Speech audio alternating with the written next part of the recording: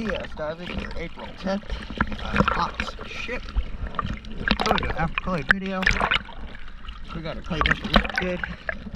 I am going to put in the notes to bring a regular shaft sink for the next visit. And then with the collar sink that's on there, we'll just have a normal shaft sink and you won't have any drag created on the sink on the shaft. Let's go take a look.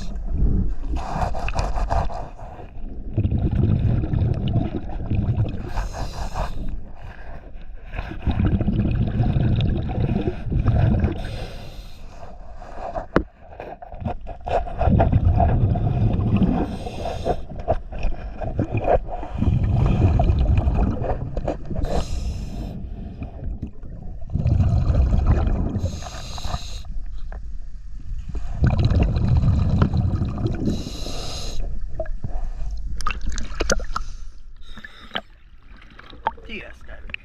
Thank you.